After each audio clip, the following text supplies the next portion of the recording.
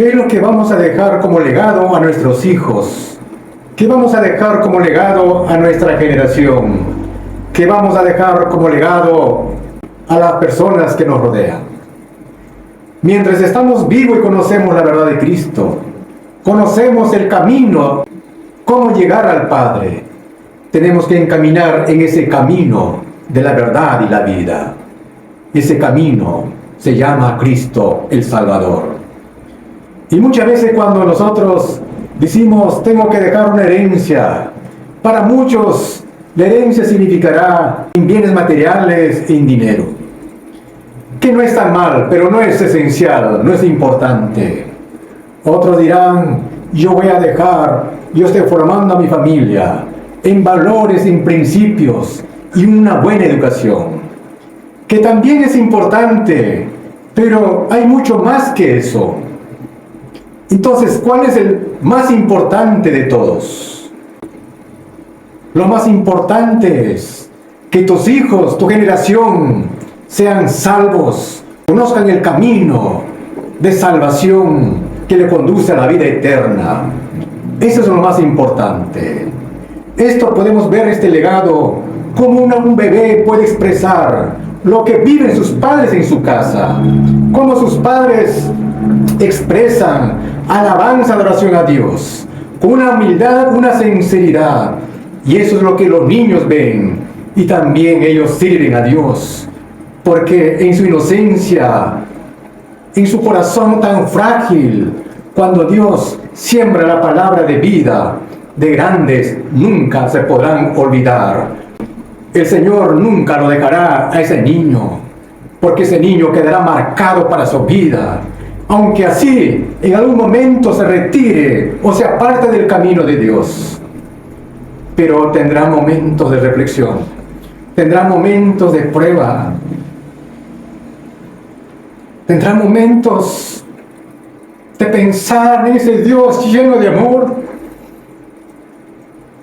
y volverán al camino de Dios, porque Dios tiene su propósito con todos sus hijos, porque Dios quiere salvar, pero nosotros tenemos que hacer nuestra parte como padres. Tenemos que influenciar como padres a nuestros niños para que de grandes sean formados un corazón de Dios, que puedan ser personas de bien, que puedan ser personas influyentes con su conocimiento aprendido en las universidades, en su academia, como también personas influyentes con la verdad de Cristo en su vida. Eso es lo que todo padre anhelamos para nuestra generación. Todo padre anhela que sus hijos sean servidores de Dios, sean ministros, tengan a Dios en su vida y nunca se aparten de ese camino de la verdad.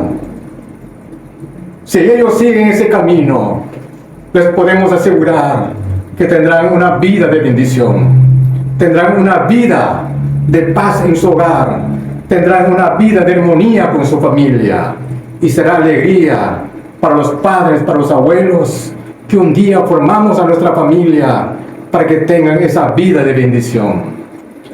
Y como legado tenemos la historia. Vamos a ver en Segunda de Crónicas, en el capítulo 13, podemos ver cómo son los reyes cuando temen a Dios, cómo sirven, cómo administran, cómo gobiernan un país. Gobiernan con ese corazón de Dios para hacer el bien a su país.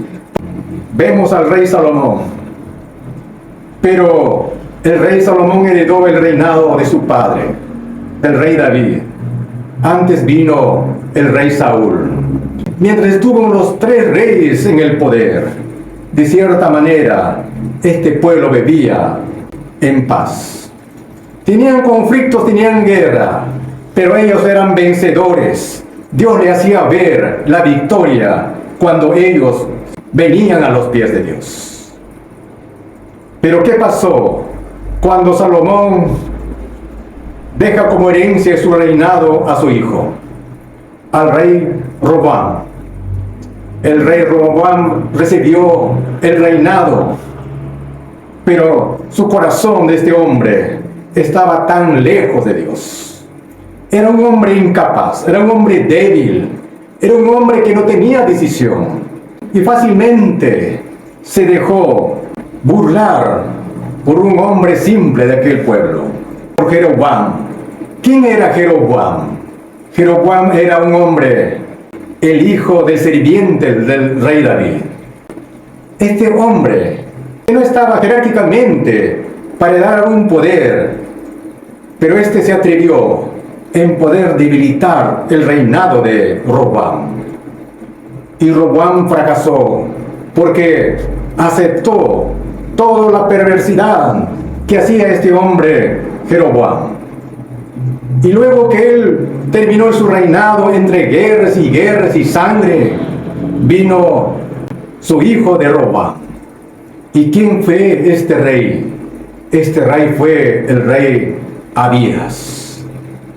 Este hombre vio el testimonio de sus padres, de sus primeros padres, del rey David, del rey Salomón, cómo era su gobierno, con temor, con respeto, con la obediencia a la palabra de Dios. Y él empezó a ponerse al frente de Jeroboam. Y Asa pudo gobernar, pudo vencer a sus enemigos. ¿Qué cosa hizo él para que el Señor pueda ayudar a este rey Abías? Llamó a todo el pueblo de Judá para que puedan clamar voz en cuello a Dios. Y él reconoció que Jehová de los ejércitos es su Dios. Y no cesaba de buscarlo, la presencia de Jehová, dice la palabra. Y cuando él se acercaba a Dios, Dios le daba fuerzas, Dios le añadía sabiduría.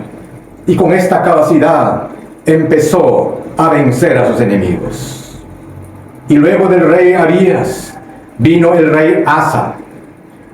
Mientras que los reyes que se alejaron de Dios dejaron como herencia miseria a sus hijos, guerra, sufrimiento.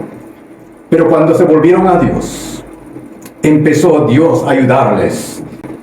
Y el rey Abías dejó como herencia al rey Asa, pero una herencia en paz, una herencia en bonanza, como todos queremos vivir. Y el pueblo de Israel vivía seguro porque gobernaba un rey temeroso de Dios, un rey que clamaba a Dios, un rey que obedecía los preceptos de Dios. Esa es la diferencia, estimados amigos, estimados hermanos, de poder tener a Dios en nuestra vida. Nosotros como padres, ¿cómo heredamos nuestra herencia? En valores, en principios. ¿Cómo heredamos? Muchos heredamos maldiciones porque nuestros padres no conocieron a Dios. Y dice la palabra del Señor que la maldición abarca hasta la 4ª generación. Si nosotros venimos a Cristo, el Señor nos invita a poder romper esa cadena de maldición y nosotros podemos ser hombres perdonados, hombres libres de toda condenación, de todo sufrimiento en este mundo. Seremos más que victoriosos, tendremos pruebas, tendremos luchas, como lo tuvieron los reyes, pero en Cristo seremos más que vencedores. Y la gloria de Dios y los cielos abiertos un día esperará a sus hijos que lucharon en este mundo. Dios te bendiga, estimado amigo, estimado hermano. Bendiciones, que Dios te bendiga. Amén.